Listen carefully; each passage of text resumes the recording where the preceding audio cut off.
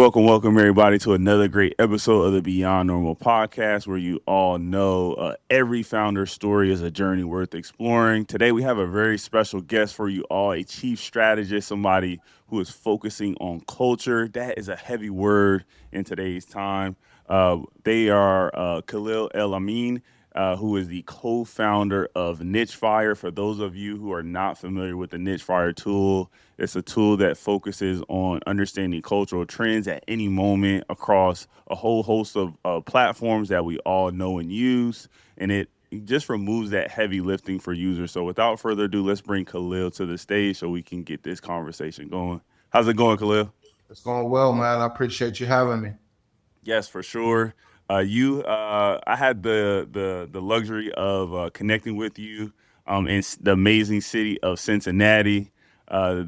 You showed me a good time. You let me know like what the tech scene is looking like in that beautiful city.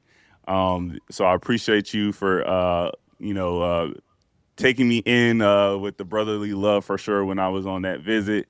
And we've been connecting ever since. And I just had to have you on the platform for the amazing work that you're doing. So I just wanted to say appreciate you for coming on the platform. Let's start out first question though. Before you were working on NicheFire, tell us a little bit about your story. You know what you were doing with your life. What was your life focus before taking that gamble on yourself and being a founder? Oh God, that's actually an excellent question, and it always comes up for me because I was an athlete. So for most of my life, working towards becoming a professional athlete was my main goal. So after high school, I received a full athletic scholarship. I had a lot of choices, but I chose to stay in Cincinnati, and I played for the University of Cincinnati, where was able to eventually win a couple championships and do a whole lot. So really, before all of the tech entrepreneur, uh, stuff that I started to pick up on, it was all about football, man. So waking up early, working out, protein shakes, you know what I mean? The normal athletic routines and lifestyles what I was living into, and made it. Well, I got picked up as a free agent after college with the Arizona Cardinals, but I got cut. I got cut in mini camp, so I never really even got a chance to get my professional career going. Now I did play some arena football a couple years after that to kind of get football out of my system, but that's kind of where it started with for me is just kind of figuring out how to reinvent myself. Um, Mm, and then naturally, my father is an entrepreneur. My father was an entrepreneur, successful entrepreneur here in the city. So I went and started working with the family business, but quickly found that I didn't like that too much. Um, I jumped into where was that enterprise rental car. So I did the whole, they hire athletes, they love athletes there. So I did enterprise for a little bit. And then I moved to B2B sales at Xerox. So for a Xerox company, got a chance to get that good sales training and learn how to go door to door selling copiers. hmm That was kind of my start of like the corporate side, and at that same time, learning, uh, you know, how to become the entrepreneur that I am today was all hmm that I was working on as well. I appreciate that background. You closing this out with selling door to door. That that is a that is a path to learning how to do sales. That's not a great experience for most people that I've talked to who go down the path of door to door sales. But you definitely everybody I talk to, they know they have some takeaways from that experience that they leverage for their whole career. So I will say that much about the door to door sales Just, path. just literally think about like knocking on residential homes door to door, but businesses. So Yep. more vicious, more more. You got to be light on your feet, right? You got to be able to kind of talk and deal with people's objections and build up some, pretty tough skin. Rather quickly. So I think as you gave us that breakdown there, a common theme is like you said, you worked for your family business for a while. Like there's some legacy there. I'm curious, like what were the conversations like? Shout out to Pops. Like what were the conversations like when you had to tell them like, hey, this isn't for me? Because when we think about somebody starting a business and then you hand it over to your kids, there's this romanticizing of that idea, but that is not always the case. So, how did that conversation go for you? It was really hard. It really changed me and my dad's relationship too. As a little boy, I was like stuck to my dad's hip, right? I did everything he did. I always tried to go to work with him and all those. So naturally, I guess you build up some type of like affinity for that thought, right? That, someone's going to take over this one day and naturally be my oldest or oldest son or the child that shows the most interest in the business. And that was me. I think the issue was there were a couple different issues, right? Entrepreneurs, and just as much as me, there's ups and downs. All right. My father ran a commercial landscaping business, did really, really well for many, many years. But right around the time where I was coming out of college is where he was having the most issues with this business. So coming back to the business at that time wasn't ideal for a new college grad. And it was 2008. So we're in the middle of a Oh yeah. recession.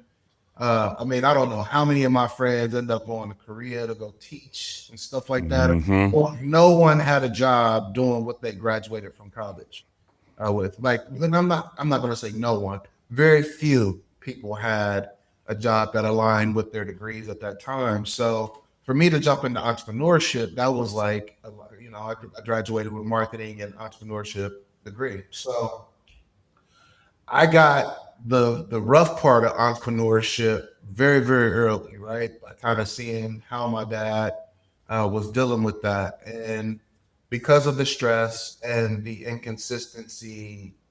inconsistence of revenue coming in and things like that, it was hard for my dad to really kind of manage or be that same entrepreneur he had always been. I hadn't seen him uh, tread water, if that makes sense. Yeah. So it became uncomfortable for me.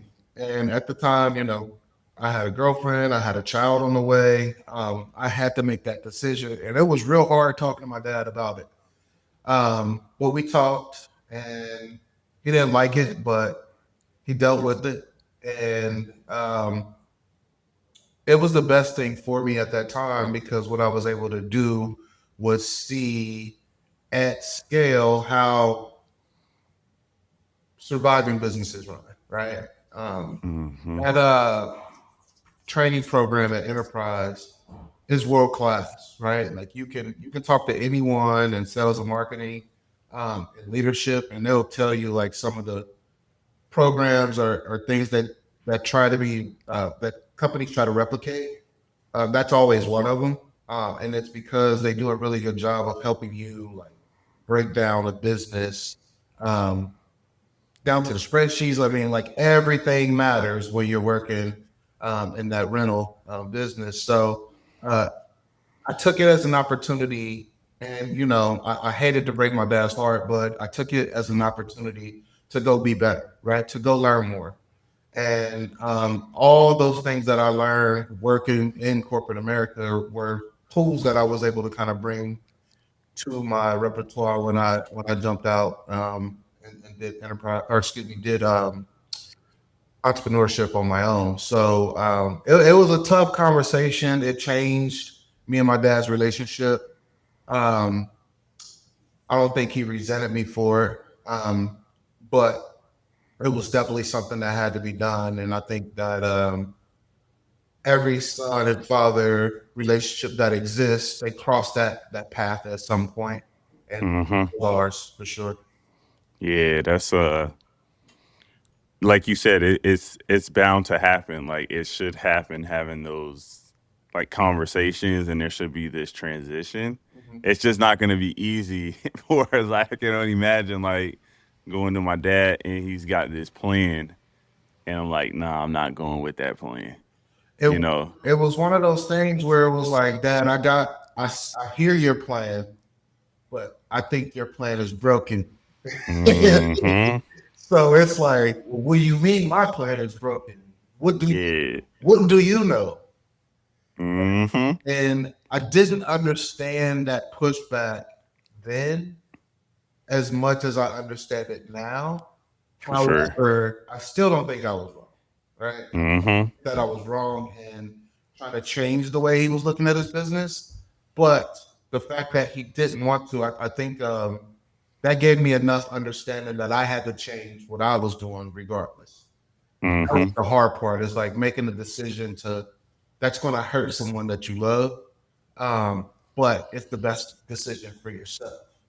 Yeah. It kind of made me feel selfish, but You um, got to be selfish sometimes. Every founder is a little selfish, man. yeah, man, yeah. You gotta just be honest. So I want to transition a little bit, right? So Mm. you had you knew you wanted to take this gamble on yourself, is what I like to call it, for folks. So I'm curious, what was that first, like your business is around culture now, right? Like what was like that first, how did this idea come together? Like what was that first moment like for NicheFire?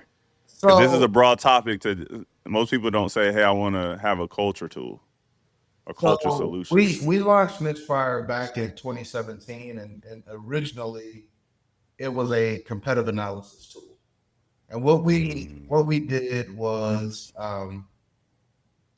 let me back things up, right? Let me tell you how I met my founders, right? Because this doesn't happen, and this kind of plays into the why. Why would you keep doing something if you don't? Just bear with me. So I'm selling copiers, right? First year B2B rep. Sales manager comes to the bullpen and he says, "Hey, I bought tickets to this networking event. Does anyone want to go?" mhm. I'm like 2, 3 weeks in, and I Free got food and drink, right? I'm assuming. free food and drink. Oh. Uh, you know, sales manager, he's new. No one's giving him the energy that he wants. I see it as an opportunity to, because he was cool. I liked him. He was a super cool manager. So I'm like, Matt, I'll go. Right now, everyone is just crickets. Right, no one wants to go. Like, no one even looks up from their computer. So I'm like, hey, let me go to this networking event. So we get there. It's a speed networking event. Right, already red flag number one. Already weird. Right, all right. Hmm. Let's go through the tables. Now I'm peeping the scene, and it's a lot of, like, older women, older people, and they were real familiar with how they were pitching. Like, hey, let me watch. You want to come watch my video? It was a bunch of network marketing people. So Hmm. now the light bulb goes off. This is why no one wanted to come. Everyone knew this was a bunch of crap. Hmm.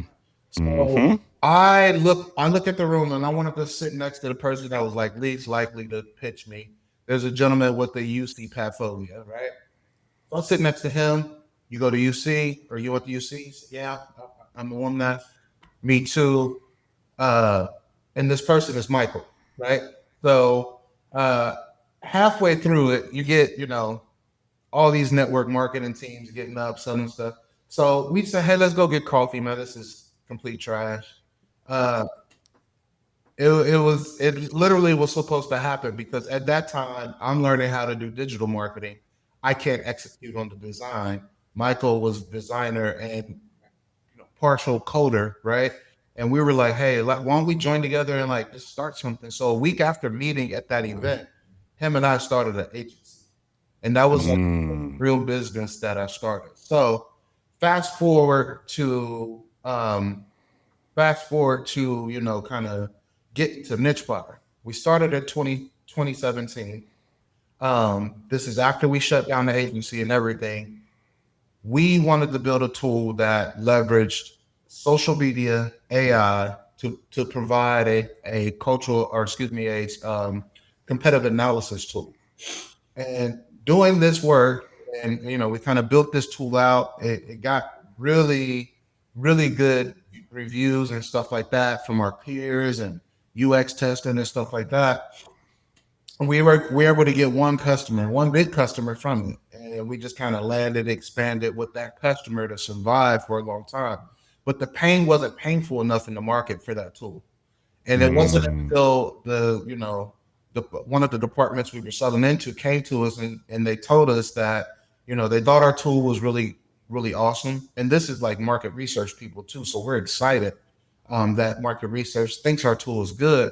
And said, but our problem isn't really the competitive analysis thing. It's us understanding those unknown unknowns, right? We have these social listening tools. We have these, workflows to kind of get this information from consumers, but we don't have a way to understand what to search for when we don't know that it's happening. So if you guys could build a tool that did that, that would be golden for us. So kind of went back to the drawing board, and luckily Michael was able to kind of think about ways and confirm ways that we pulled in the data, and if through data scientists, if we could make these assumptions around unknown unknowns and culture, and that literally was the birth of our first pivot into this cultural listening tool. Um, we spun up an MVP, validated with some individuals, and it got the attention that we always wanted. That's when we knew to kind of take this and move forward. Now, on the personal side, what resonated for me was that I grew up in a very culturally diverse world, right? My parents were Muslim. We're only Muslims in our entire family. The rest of my family is Christian, right? mm, So I always had that dynamic there. My neighborhood I grew up in the school that I went to, had a lot of Jewish kids. So I grew up with a lot of Jewish kids, and learning about Hanukkah and some of their traditions. And then I've always been like this nerdy athlete type as well. So I've always kind of had to be a chameleon in how I dealt with individuals. So the fact that we landed into this cultural technology, it was like fate, right? So mm. I hope that answers the question. I get Nah, it definitely does, man. Like you really went through the whole like genesis, yeah. right? Like that thought, like sometimes that can be like a trick question for somebody to ask you, like you said, like what was the first idea that you all pulled together for the company? Hmm. Like, and you gave me the full story, so I appreciate that. Like, I saw the movie play out, like as you were talking about it, and I think that's really powerful because, like, as I mentioned at the top of the call, right, every founder story, right? It's a journey. Like it's a movie that you can share as much as you want, and then it's up to us as the listeners. I'm a listener in that case, as you were telling that story, so I appreciate you sharing a little bit about your background. You threw in a word there as you were explaining it, though. You mentioned it first. I didn't, folks. We talk about it a lot. The word is called AI, or the term is called AI now, right? Oh yeah. So I'm curious, like, how do you keep how do you keep the work you're doing grounded in like the human element, right? When you're building something that has a focus on AI and there's like this, how do I get to the perfect answer Mhm. in the on the back of people's minds? I'm curious, like what's your thoughts around that? So when we, the fact that, almost 10 years ago we were entertaining AI, that word was key for me in reinventing or just kind of burning my ships and saying, hey, I'm gonna do this tech thing now, right? Because what I saw with AI 10 years ago wasn't the threatening side that a lot of people think about when it comes to AI. I was thinking about more of the practical applications of the AI and how it helps people do things better, right? I've always felt like the AI should empower teams to help them get to more meaningful work faster.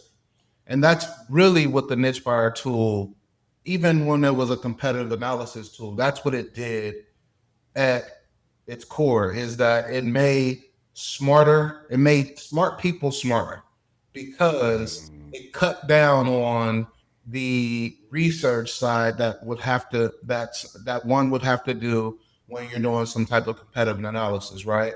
So instead of, one to two, maybe even three people within a team or a cohort working on a project around understanding,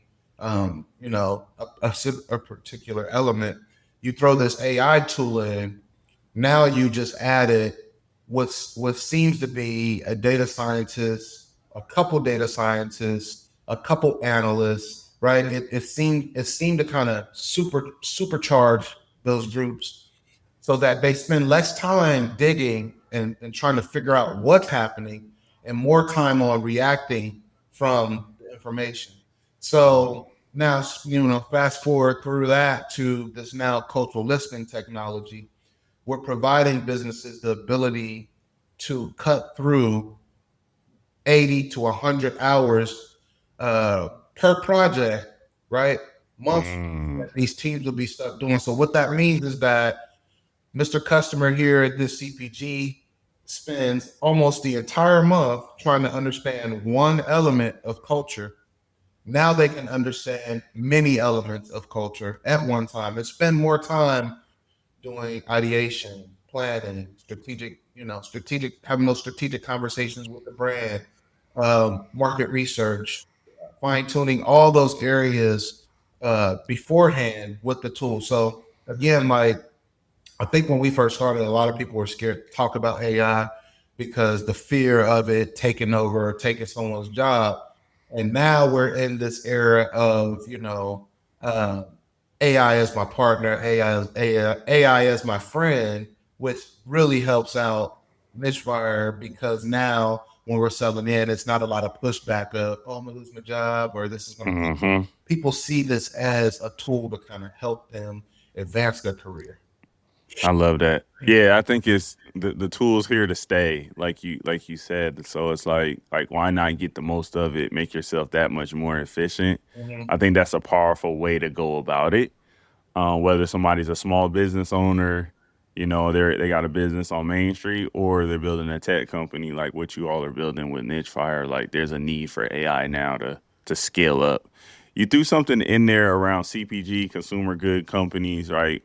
I'm curious, like with you and your team being based in Cincinnati, how has that shaped how you're growing the business? Because I know there is like a big CPG focus in Cincinnati and the surrounding areas. So I'm curious, like, how has being in that city in that area led to some opportunities, or maybe forced you to look in other places? Yeah, man. I throw in retail as well because for those who don't know, Cincinnati, uh, Kroger is headquartered here. Hmm. Gamble headquartered here. So with these large retail giants or even CPG giants, I mean Procter and Gamble, the biggest CPG company in the world, if I'm not mistaken. What you have also behind that is some of the top, data. Uh, I don't want to call them like data warehouses, but like um, the top people like using data or leveraging data, right? So, for example, we got like 8451, which is essentially uh, Kroger's. They house all of Kroger's data and many other like retail data points. But you have some of the top minds in the space of working with data and data science and analytics and stuff like that come with that as well. So being here and being connected to the startup scene like that, it was almost um, it was hard in the beginning because being that those young guys that are trying to do this in this space with these giants that have been doing it, you don't really get heard immediately. Mm, So what we had to do was really figure out um, where do we provide that most impact, right?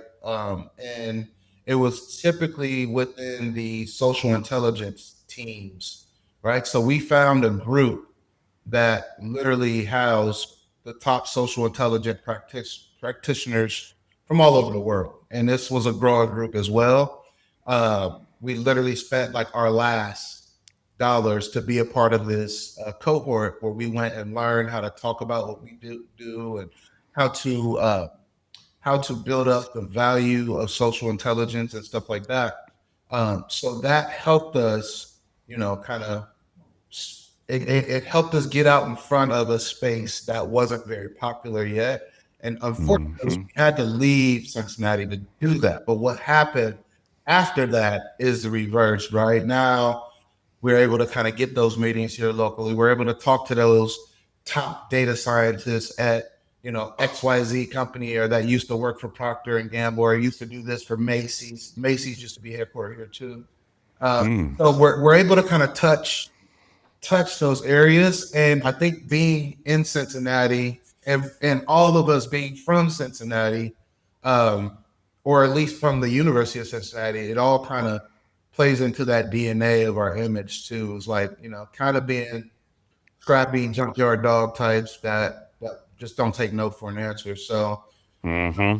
I think that that's like one of the things that the biggest ways that kind of shaped us. It gave us that resilience to say, okay, we're in this place where we got some of the top minds in the world doing this type of work. No one's listening to us. Let's try these people over here. Oh, you want us to come to London? Okay, we'll come to London and launch our product in London. And Mm-hmm. from that, that's when it was like, what are you guys doing in London? Mm-hmm. And it kind of, it's definitely a tale of just resilience, man. Like, I mean, I think a lot of people would have quit before we did. And that I will say that is part of like kind of being here in the city is definitely got to show and prove, because there's a lot of, talented people working for the corporations here locally. Yeah, I love that. Yeah, like you said, there's some really big entities in a city like Cincinnati, and then you got to figure out how to get on their radar. And then once you have those relationships, it's really cool to see how you can leverage that further to go after some really cool opportunities. Last question that I want to wrap up with you, and it's as you're looking at this, like this whole kind of, I look at NicheFire. You guys are like indexing culture in a lot of ways, right? With all the just all the different feeds that you all have is really cool. You showed me the platform before. What's some of the like, or what's like the biggest aha moment you've seen while exploring the data in NicheFire? Because I know you look at a lot of trends across different, really across different countries, across different groups. So I'm curious, like, what's the biggest aha, or maybe it's a recent aha for you Yeah. moment that you saw? Let's kind of take a step back to it and talk about uh, it's this make believe element that shows up as a founder sometimes, because we operate in a very uh, you have to be very optimistic, right? You don't get a lot of people believing in you. You're kind of walking this path lonely in a lot of cases. So one of the biggest aha moments that I had is that our tool is actually working. And Mm, this is what I mean, right? When you're ingesting millions of data points from, you know, many, many different channels, and you're using AI to make sense of it, in those early days of that, you get a lot of noise, right? You get a lot of noise, you get a lot of doubts in what you're seeing within the technology. So operating in that space of, hey, in our beta, it's really noisy. People can't make sense of the data. Is this really telling me the truth? Was kind of where I had to operate as the main salesperson too, where I developed a little bit of,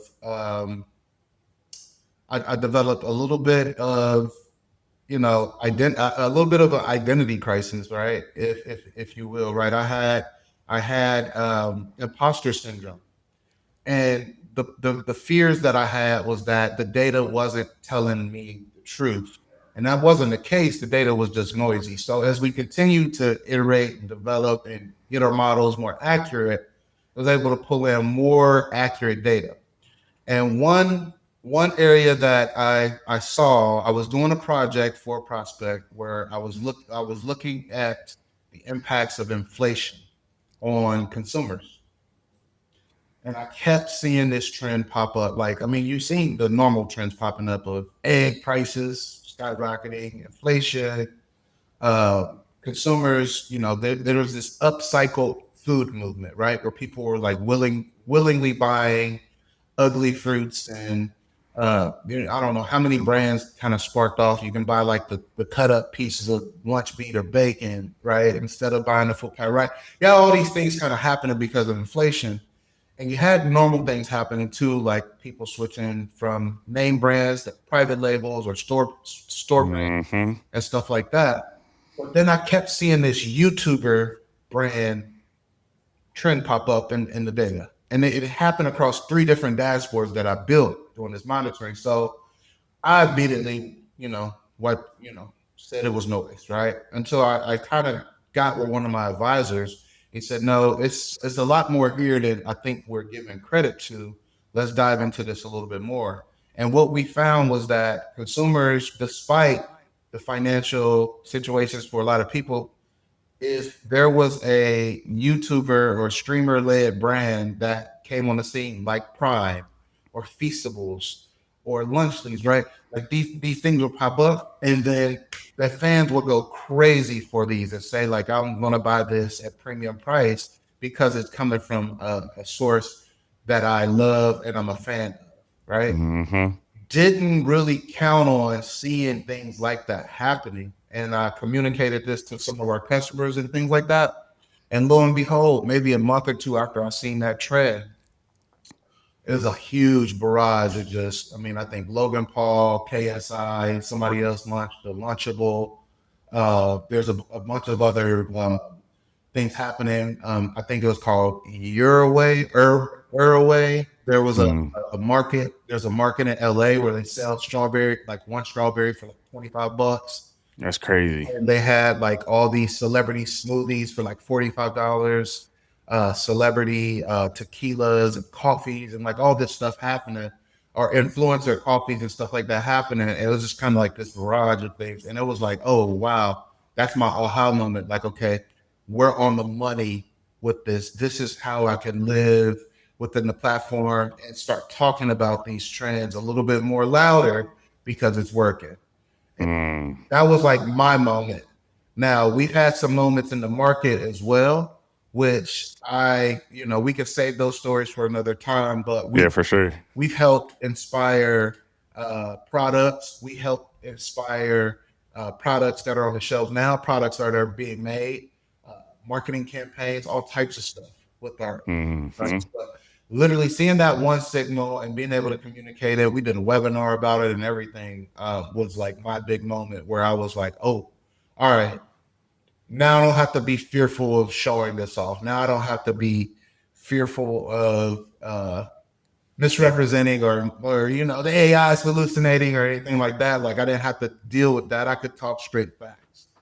Appreciate that. And so, in closing, I just want to say, Khalil, thank you for being on the platform. You shared a lot about your journey, what you're building with NicheFire. Can you real quickly tell folks how to stay tapped in with the brand, with you? What's the best route to see all things that are going on in your world? Yeah, for sure. And I appreciate you having me, man. It's always a pleasure. It's very easy. Reach out to us via LinkedIn.